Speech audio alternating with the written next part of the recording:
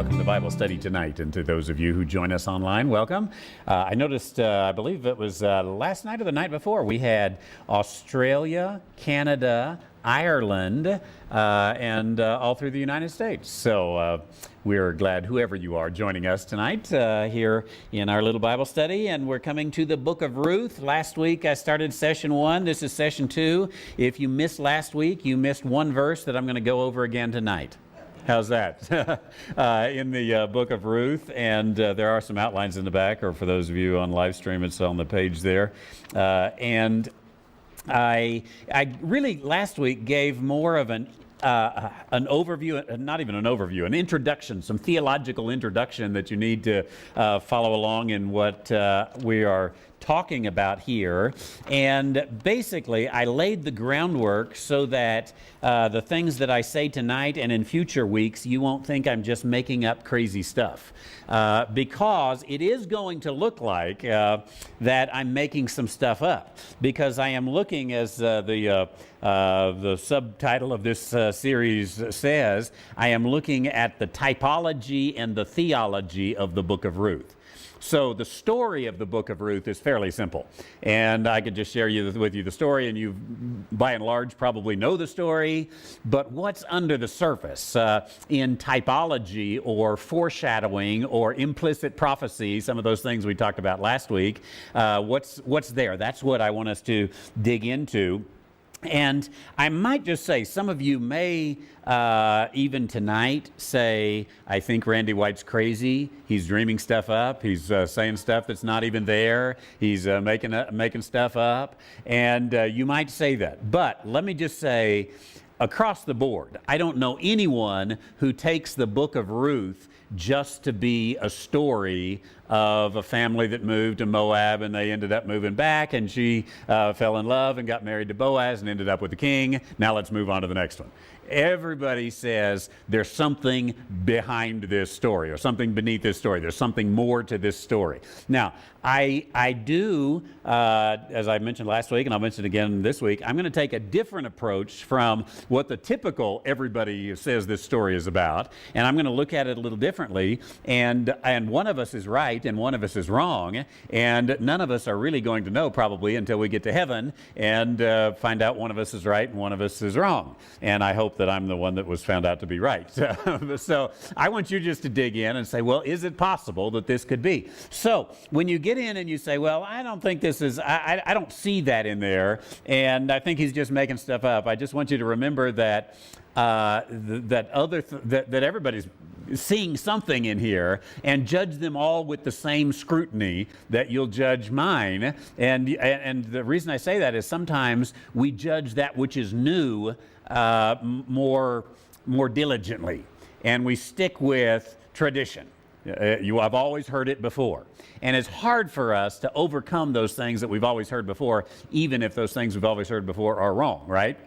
So here we go. We're going to walk through maybe verses 1 through 14 tonight. We'll just see how far we get, and walk through very much verse by verse. And I want to show you as we go along some of the typology that we have.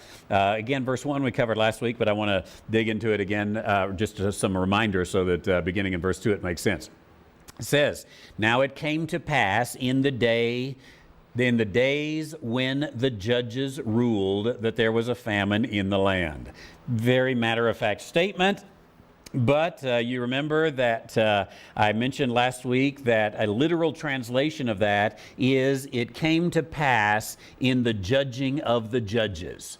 Grammatically, that can mean one of two things. It can mean that the judges are judging, or it can mean that the judges are being judged. And it as I mentioned, grammatically, either one of those is accurate. And I think that this is a reference more to the judgment of the judges, not the judging that the judges themselves are doing, but the fact that the judges are being judged. Now, historically, again, it fits during the time of the judges. Even somewhere getting close to the end of the Judges, and it certainly describes that historical period. But in the underneath the surface, if this is an implicit prophecy talking about something else, then this is going to be talking about a time when the judges of Israel are being judged. Now, during the days of the judges, the last verse of the book of Judges tells us, during the days of the judges, there was no what? King, I think you said. There was no king. And so if this is not only describing that time, but it's describing a future judgment of the judges, then we want to look somewhere in the future when there is no king in Israel. And yet the leaders of Israel, who are leading Israel, but they're not the king, when are they being judged? I want to propose to you again that the book of Ruth is telling us about the period from 70 AD, the period of the judges, and the diaspora, the casting out of the Jews out of their land, from that period all the way up to when Messiah the King is presented. And the book of Judges is type. You might say allegory, but I think allegory is not a strong enough word. It's a type or a foreshadow of that particular period. So, as I look at this, I'm going to say, come 70 AD, it was a time of the judging of the judges, and there was a famine in the land. As I mentioned last week, you can read Josephus, and he'll tell you all about that famine in the land during that time. So then it says, a certain man of Bethlehem, Judah, some of your Bibles would say Bethlehem of Judea, same place where Jesus was born. A certain man went up to sojourn in the country of Moab, he and his wife and his 2 sons. There's obviously, again, the summary statement of it. Remember in the New Testament, I do this to give you a Hebrew word. In the New Testament, it says that when the Spirit of God is within us, He causes our spirit to cry out, calling to God, saying what? Abba, Father. Abba, Father. And you've heard before, of course, that the phrase Abba means what? Daddy. Yeah, it's that very familiar form of father. Father would be very formal. Daddy would be very familiar. And Abba is that familiar form. Still today, like for example in December when we go to Israel, you'll hear little boys, little girls look and say Abba, Abba, and you'll immediately say, oh, I know what that is. I recognize that Hebrew word. And here we have the word Moab. Moab. Now, Ab means what? Abba means daddy. Ab alone means father. Ab is the formal version. Abba is the familiar version. So, Moab. This Mo is actually just a Greek letter at the beginning of the word, which means of. So it means of my father. Of my father.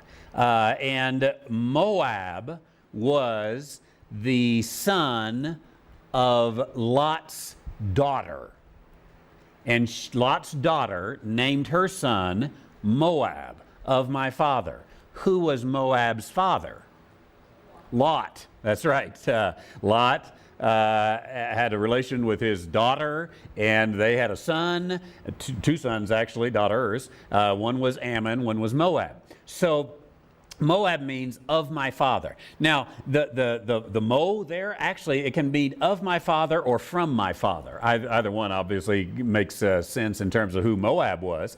But look at this. They went out and they journeyed to a country from my father, away from my father, out of my father. Not in my father, not with my father, but they're out of. Now, I give you this detail because I think that what we're going to find as we go through here is that all the way through, every one of these little details works. And you begin to put it together to say, this is just the fingerprint of God on this thing. Nobody could have designed this kind of story that so perfectly fit the Jewish nation. I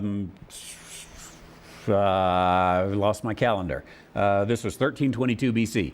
So what would that be? 1,200 years, 1,300 years by the time you get to 70 AD, to put it to 1,400 years. To make these details work would just be, shall we say, miraculous, or maybe God wrote this book and he knew what was going to happen in the future, and he even, in his providence, crafted a story that prophetically gave a picture of what was going to happen. Now, verse 2. Says, and the name of the man was Elimelech. We talked about him last week. Elimelech, God is my king. And remember, the last of the judges was named Eli. And after the book of Ruth, we get into the book of 1 Samuel. And the book of 1 Samuel talks about the first king. And the Hebrew word for king is Melech. So you have Eli, Melech, Elimelech, put together, sort of giving us this picture that within Ruth, we have a connection between Eli and Melech. We have Elimelech. And so here is Elimelech. God is my king. Now, I think that Elimelech, in our typology anyway, is going to represent the generation of the Jewish people during the judgment of the judges, 70 AD. He represents that generation that had to flee Jerusalem, or flee all of Israel, really, during the time of the famine in the land. And so you might look at Elimelech as those who perhaps even Peter writes to, if it's Peter may have written a little bit earlier, before 70 AD, but as Peter is writing, and he's talking about to the Jews who are scattered about. Well, these scattered Jews, it's called the diaspora, by the way. The diaspora, the Jews who fled the destruction of Jerusalem and lived out in Moab, so to speak, in all the nations. So the man's name was Moab, and the name of his wife was Naomi. Now, Naomi is blessed or pleasant. And I think that Naomi represents the Jewish nation as a whole, but we might even say that she represents Judaism. Let's see Elimelech as that first generation that goes out. Naomi is just Judaism itself. And these two go out. The generation married to Judaism, they leave during the time of the judgment of the judges, in which there's a famine in the land. The name of the two sons were Mahlon and Chilion. Mahlon and Chilion. If I had my Bible software up here, I would show you something just for the fun of it. I would take the root word for Mahlon, which is seen a number of times, quite a few times actually, in the Old Testament and Hebrew Scriptures, and just bring it up there and say, this is Mahlon, and you would look at it and you would say, why in the world would anybody ever name their son Mahlon? Because Mahlon is, if you want to bring it into one word, it is sickness. So you'd see things like sick, ill, dying, famished, weak. It would be translated that way all the way through. Now, how many of you, you have a baby, like Shelley and I are going to have a grandbaby, and we call our daughter and say, why don't you name him sick, weak, and dying? What? No, never. You want to name your boys something that signifies strength and victory, right? Not sickness. And Chilion means wasted or consumed or used up. Now, you just can't tell me that here a woman named Pleasant names her children sick and dying. That's pleasant, isn't it? There's something so powerful in this story that God somehow does get Elimelech, God is my king, and Naomi, pleasant, to name their children sick and consumed, sick and dying, sick and used up, wasted. This is what they name their children. And so here comes this couple. And again, I want to see this couple as, you can question the assumptions, but the first generation that leaves during the time of the judgment of the judges, let's say 70 AD, leaves married to Judaism. They go out with their two children, and their two children are sickness and consumed. And that is exactly, of course, what we're going to see of the children of this so-called couple here. Now, they are Epaphrodites of Bethlehem, Judah, and they came into the country of Moab, and they continued there. Now, They are Epaphrodites. What in the world is an Epaphrodite? In one sense of the word, it is an Ephraimite. And some of your other translations, when this particular Hebrew word is used, it'll call them Ephraimite. Now, an Ephraimite is what? Some of the tribe of Ephraim, that's right.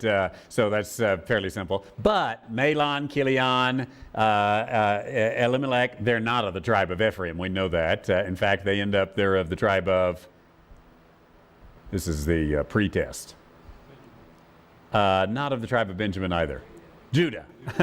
Yes, you were one king ahead of yourself. But so they're of the tribe of Judah. So it doesn't mean they're not of Ephraim here, of that tribe. It does. It's sometimes used just to speak of someone who is living in the vicinity of Bethlehem. And you might remember the New Testament in the book of Matthew. It quotes the book of Malachi, I believe it is, and it says, and you, Bethlehem Epaphra, are by no means least among the leaders of Judah. And this Epaphra, or the Epaphra and the Ephraths who are there, they are people who live around there. Now, ultimately, the word here, Ephratites, it means, the root word means fruitful. Now, I am just going to take it really more as a title. It's certainly not the tribe, and if you just use it as people who live there, well, obviously they're that. And I don't know that you would say, that Randy moved from Taos. He was a New Mexican who, well, obviously, if you lived in Taos, you're a New Mexican, right? But also, you would not call me let's see if I pronounce it right, a Taoseño, would you? Because a certain group of people are Taoseños, right? And that group of people are native, at least 300 years. It takes a long time before you can carry that Taoseño, that the family has been here back at least since the conquistadores, and their DNA is here. Now, I think that one of two things probably, this Epaphrodites is saying he's a leader. He is he's the founding father, so to speak. He's not literally the founding father, but he's one of those of the families that's there. But it also means fruitful. I think, and I agree with the Jewish interpretation on this, the Jews almost, in fact, as far as I know, exclusively do say that Elimelech was a rich man. It's interesting that when you read Christian commentaries, if they say anything about Elimelech, they'll say he's a poor man.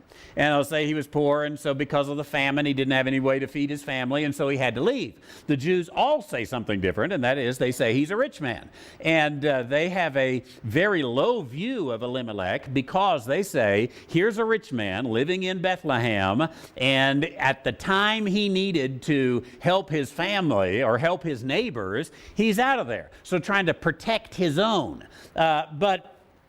When Israel, when the Jewish people in AD 70, when they fled, actually, who was it that fled? It was the rich. And they got out of town and got out of the country. And they ended up in Europe and all over the place, the Moabs, so to speak. So here, let's just assume that Ephratite means he is fruitful, well-grounded, well-known. In fact, 10 years later, when they come back and they see Naomi, you remember, we'll get there, they say, hey, Naomi's back. I left Espanola, 30 years ago. Maybe that's the reason that nobody's recognized me. I go to town, in Espanola, and I buy gas, and I go to Walmart, and I go to Lowe's and Chili's, and now I go to Freddy's. Is that what it's called? And nobody ever recognizes me. What is it? Well, I wasn't an Espanolite.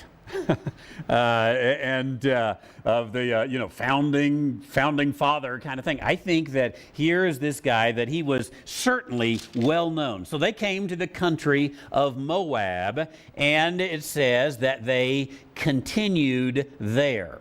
Now, I think it's interesting that in verse 1, it says he went to sojourn. In verse 2, it says that he continued.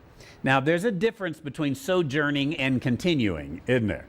We used to have a missionary program, as some of you may remember, and they were called sojourners. And a sojourner missionary served for 2 years. And it was not really designed in the program that they were going to be career right there and stay there. And every now and then it certainly turned out it happened, but that was an unusual turn of events. So here was Elimelech. It looks to me like he didn't plan on staying. When the rains come, when things take place, I'll be back. But we're going to see in a moment in verse 4, it was about 10 years before they got back. So he continued there. Again, take that first generation of Jews that leave at the destruction of Rome. They're convinced either Messiah is going to come and put Rome in its place, or the Jews are going to revolt again. In fact, we talk about the destruction of Jerusalem in AD 70, but the ultimate Jewish uprising and Roman crushing of Israel was 135 A.D. And that is when the Jewish people came, or revolted one more time. They kept trying. So when they left in 70 A.D., they weren't expecting to be gone very long. They were expecting, through Jewish uprisings and whatnot, that they would be able to come back. But they continued there. Now, have you seen already that I'm reading a lot into the Scripture? You can't just immediately get this out of the Scripture, can you? What you can get out of the Scripture is there's a guy named Elimelech who lived in 1322 BC, and he and his wife moved, and they had 2 sons sick and dying, and they were planning on coming back for a while, but they didn't. That's what you get. But all Scripture is profitable for doctrine and correction and training in righteousness and reproof. And I think there's got to be some doctrine in here that we get to. So we come then to verse 3. It says, Elimelech, Naomi's husband, died. If you take my typology then, that first generation who went, thought they'd come back, never made it back. They died out there in Moab. And Elimelech, he died, and she was left. This is interesting, I think. Let's just take Naomi, as Judaism itself. Elimelech died, but Judaism didn't die. Judaism stayed alive. And it says, and she was left. This very well might be a stretch, but the word left here is often translated, and it is the word for remnant. The remnant's still out there. Don't lose hope yet. There's some remaining. She was left, and her 2 sons. But her 2 sons are what? Sick and dying. It's not looking like good prognosis here. And you ever go to the doctor and he says, you got a bad case of melancholion. Then get your affairs in order, okay? So they are sick and dying. Verse 4, they took them wives of the women of Moab. Name of the one was Orpah, the other was Ruth. We'll come and look at those names in a moment.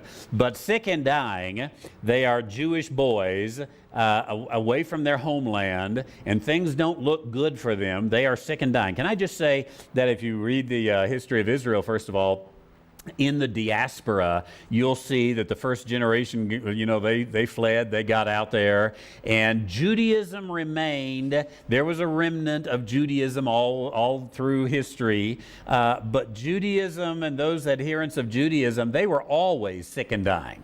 There was never really the healthy period of Judaism anywhere down through 2,000 years. You can pick your spot, and if history records anything about the Jews, it's going to record that somebody was out to get them all the time, and this was their history. So they were sick and dying. Now, they took wives of the women of Moab. One of those we'll look at in a moment is Ruth, and Ruth, of course, is going to return and become eventually the grandmother of King David, and Ruth is, according to this verse, she's a Moabitess, right? And if you read Deuteronomy chapter 23, verse 3, I won't look it up, but you've got that reference there. What it says is, no Moabite ever is to be a part of the assembly of the Lord. The assembly of the Lord is Israel. And it says, unto the 10th generation. Now, probably safest to take that literally, but I think that that means, ever. If 10 generations ago you had Moabite in you, you got too much Moabite in you to be a part of the assembly. It was a curse upon Moab. So how then does Ruth end up being the grandmother of the queen as a Moabitess? Well, come next week and I'll tell you. Just file that one back in the back of your mind. We'll get there, and maybe even tonight I'll get there. But very clearly, these two women are Moabites, and yet Ruth at least, and we'll talk about Orpah in a moment, but Ruth at least, of course, is going to convert. And she is going to become a Jew. And so I'm just going to go ahead and tell you. For the Jew, both in the Scriptures and today, it doesn't matter what you are. Once you convert, you're not that anymore. Now you are a Jew. So you're not a Gentile after you convert to Judaism. You're a Jew now.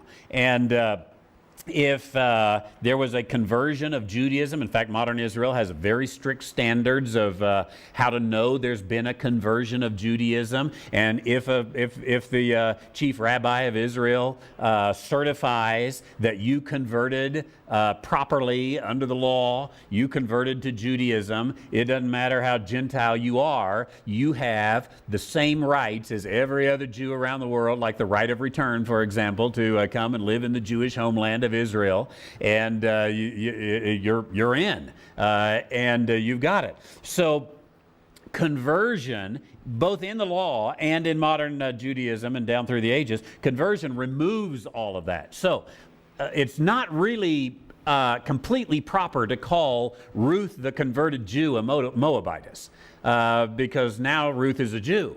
And in fact, the Jewish people will tell you that Ruth is the pinnacle of Judaism, because what they would say is, we were born into it, but she converted into it. The converted Jew really has a place of honor among the Jewish people. So again in verse 4, we have these two women, Moabite wives. The name of the one was Orpah. I don't know if there's any significance to it at all. Orpah means the back of the neck, or the top of the head, the back of the neck. The root word actually means obstinate and stubborn. If your name is sick or dying, don't marry obstinate and stubborn. But this is the relationship that they have here. What the significance of that name is, I'm going to go more with obstinate, okay? Here is Orpah, who, in the end, I'm going to say that Orpah pictures in typology the Jewish people, not pagan Moabite people, but I think Orpah converts just the same as Ruth does. She doesn't move back to Israel, but we typically have this kind of negative, she went back to her pagan gods. But I don't think you're going to see that in here. What you're going to see is she loves her mother-in-law, Naomi, and at least the way I'm putting it together, Naomi represents whom? Israel or Judaism, that's right. And so here is a person who loves her mother-in-law. We're going to see she's ready to go back. She wants to go back. It's actually her mother, Judaism, who says, no, stay. So I'm going to say that there eventually was a time when Judaism is going to return to Israel, and part of Israel is going to return. And the Orpah is going to stay back. Ruth is going to go in. We'll put all that together here in just a moment. But again, we're in verse 4. So we have Orpah. The name of the other was Ruth. Ruth is just a female companion, a female neighbor. It means to be satisfied. And so Ruth comes. It says, and they dwelled there about 10 years. Now, let me say again just one more time. Verbal plenary inspiration means what? Words count. That's what it means. Yeah, God gave words, and every one of them is breathed of God. Every one of them is inspired by God. So, how long were they in Moab? They weren't there 10 years. About 10 years. Yeah, thank you. When I look at that, of course, I just want to say, well, that's just sort of part of the story. They were there about 10 years.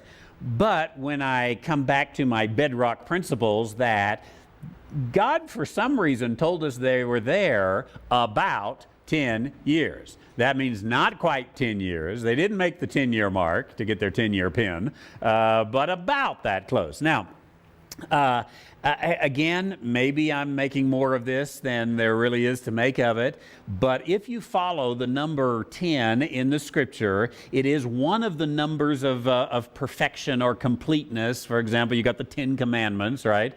And it's a number of orderly perfection. You got everything in order once you have 10 of them. And they lived there about 10 years. They were almost in order. and almost enough to say it had just about become home for them. But before it was over, they're going to find out something which is going to send them back home. Now, again, if I'm right in my typology, in 70 A.D., that first generation saying, God is my king and he's going to come take care of these Romans, but I'm getting out in the meantime because there's a famine in the land. I'm going to take my wealth and I'm going to run with it. The Jewish people, just an incidental story here, by the way, the Jewish people, because of their experience beginning in 70 AD of having to run, they tended down through history, and this was strengthened even more after 70 AD, so many times they had to pick up and leave in the middle of the night, that they tended to put their wealth in something you could carry with you. And that's one of the reasons why probably even today, if you go to a jeweler, there's a good chance that he's going to be Jewish because he can grab up all those diamonds, stick them in his pocket, and he can literally take his wealth and run.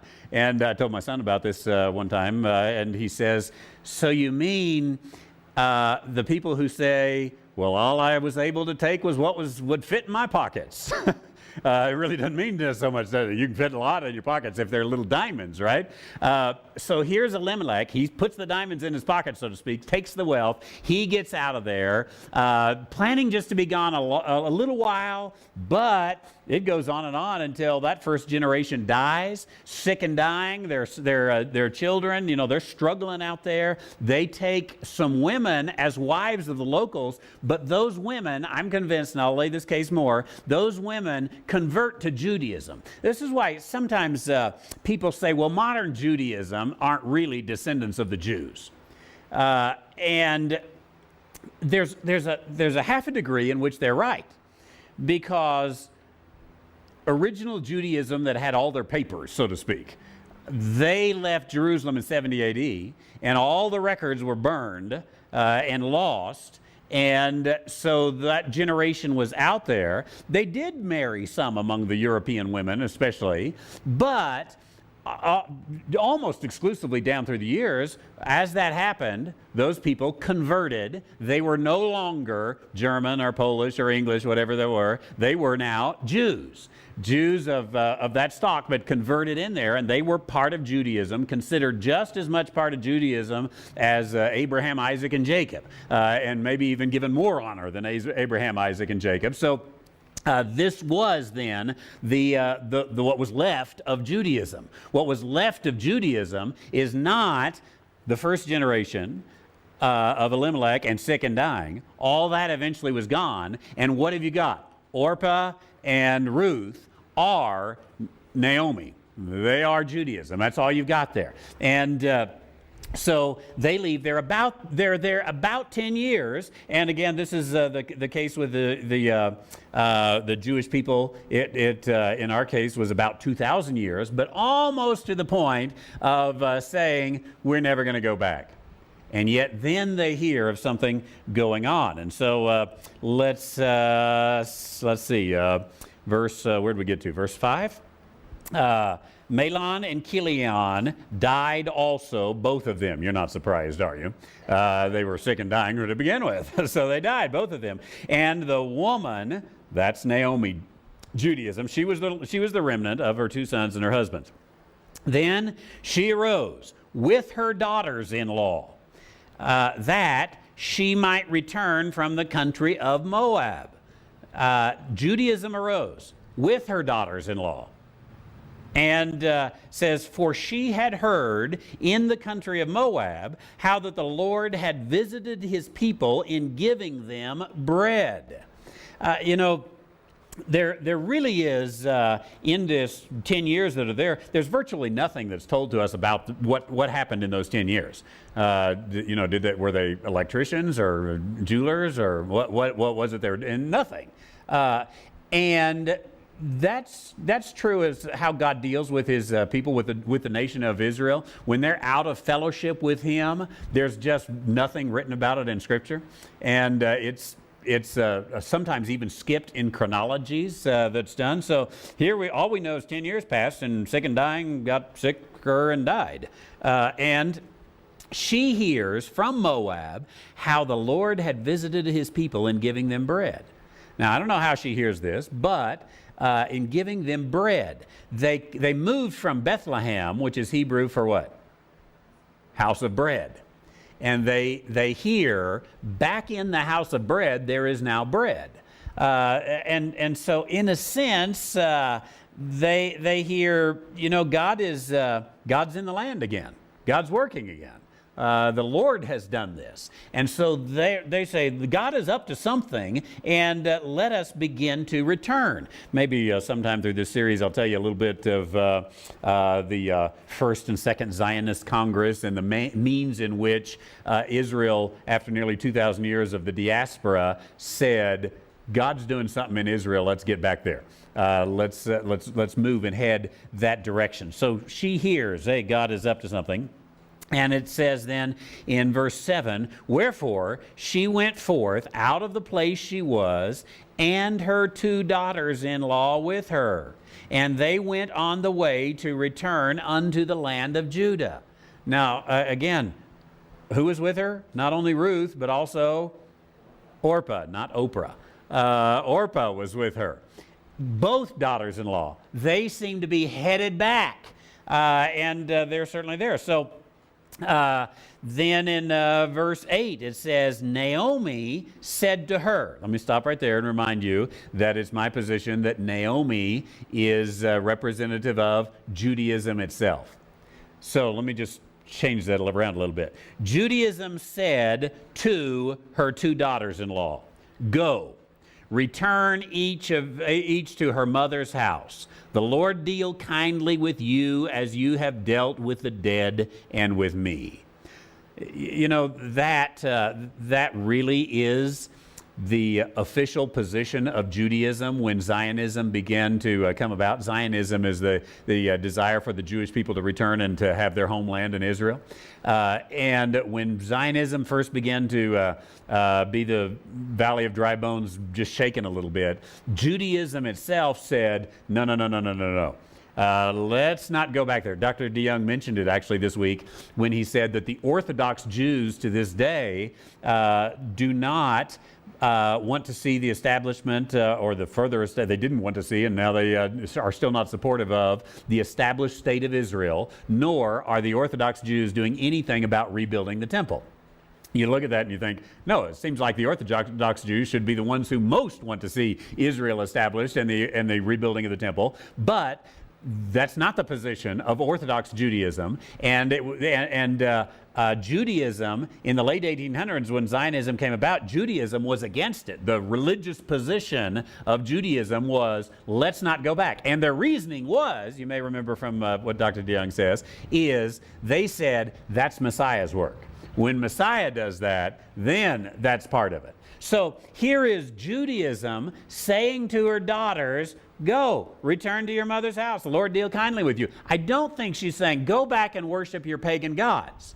It doesn't even make sense for Naomi to say that. But she's saying, hey, we've been here 10 years, and if it weren't for bad luck, we'd have no luck at all, but go back and may the Lord deal kindly with you. As you go back in verse 9, the Lord grant you that ye may find rest, each of you in the house of her husband. Now, the house of her husband was Mahlon and Chilion. She's not saying leave Judaism. She's saying stay there in the house of your husband. And she kissed them, and they lifted up their voice and wept. I think that little phrase right there at the end of verse 9, she kissed them, they lifted up their voice and wept. In a sense, those words could be used to describe the Jewish existence down through 2,000 years of the diaspora. That Judaism kissed her people and lifted up her voice and wept. Just cried out over and over and over again. And I think that you can see this in so many of their traditions that came along during this diaspora period. For example, at the end of every Passover, their prayer was, next year, what? In Jerusalem. Next year in Jerusalem. Next year in Jerusalem. 2,000 years they're praying, next year in Jerusalem. Why are they doing that? Because they're lifting up their voice, crying and weeping. And they never got over being out of Israel, and yet they never returned to Israel either. Really didn't have opportunity to do it, but they always longed for that. Early on, after AD 70, is when the tradition came at the Jewish wedding, when they take that goblet and in a moment of celebration, set it down on the floor and crush that thing. It's an odd thing to do at a wedding, isn't it? Why do they do it? To say, even at a time of celebration, we have to stop and remember that the enemy crushed our city of Jerusalem. Let us never forget what they did. Now, that is lifting up their voices and weeping and crying. And the kiss of Judaism, and yet the cry, the voice, the lifted up voice, and the tears of Judaism. And verse 10, and they said unto her, they is both Orpah and Ruth, said unto her, surely we will return with thee unto thy people. There never was a time down through these 2,000 years that the Jewish people weren't saying, we're going to return. We're going to get back there. We're going to go. And we will see. I'm going to have to stop right there. I made it to verse 10. That was farther than I thought. You thought I'd make it, wasn't it? We see she's going to come in and she's going to say again, no, go, turn. I don't have anything to offer you. And we'll look next week about how Judaism really felt, we don't have anything to offer a generation that returns back to Israel. What in the world are we going to do? How in the world are we going to feed you? How in the world are we going to protect you? It would be impossible for it to happen. And yet, part stays and part goes. I happen to love... as I probably have told you before, the musical Fiddler on the Roof. And Fiddler on the Roof, if you have never seen it, you can get a good Jewish education by watching Fiddler on the Roof.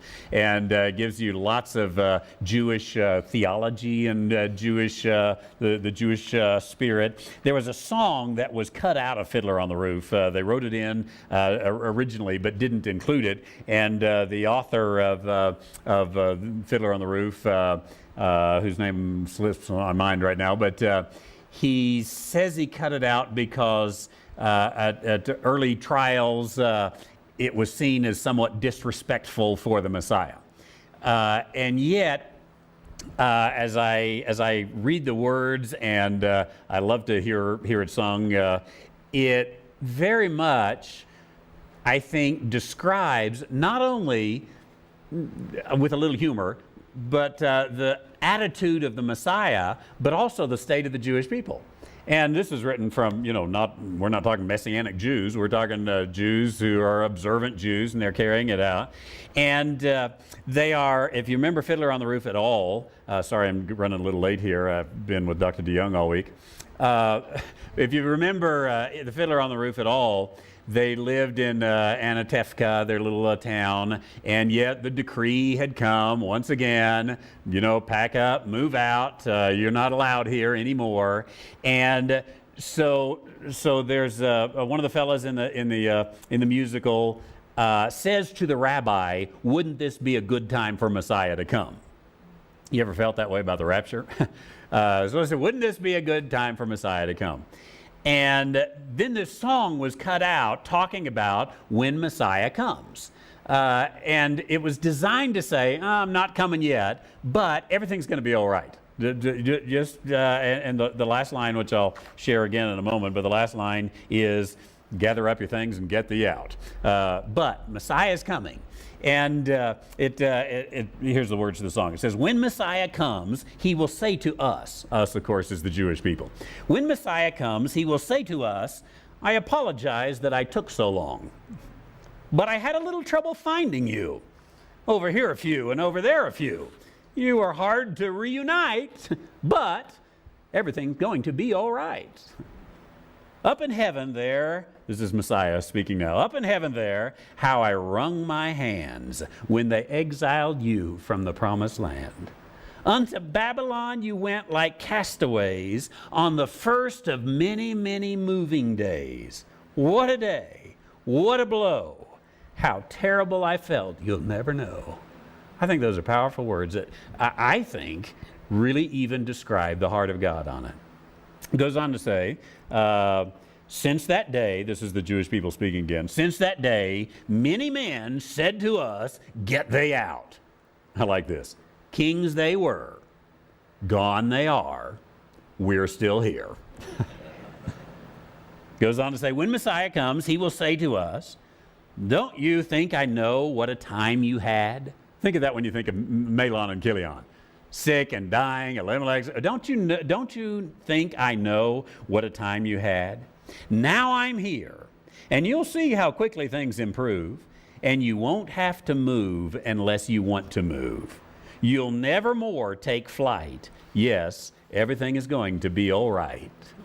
When Messiah comes, he will say to us, I was worried sick if you'd last or not. I like that. Sick and dying, you're out here in Moab. I was worried sick if you'd last or not. And again, Messiah speaking. And I spoke to God and said, would it be fair if Messiah came and there was no one there? And the Lord replied to me, wait, everything will be all right. You'll see. Many times, many men took our homes, took our lives. Kings they were, gone they are. We're still here. When Messiah comes and his reign begins, this, by the way, is very good theology. Truth and justice then shall appear on earth. But if this reward we should be worthy of, this is Jewish theology now, not grace theology. If this reward we should be worthy of, we must keep our covenant with God above. So be patient and devout, and gather up your things and get thee out. Time to move on. Well, Messiah is going to come for the Jewish people, and he is going to actually get them, and is in the process of getting them, I think eventually both Ruth and Orpah, back into the promised land. And we'll see how all this plays out when we pick up next time in session 3 of the book of Ruth, beginning in verse 11. Let's have a word of prayer.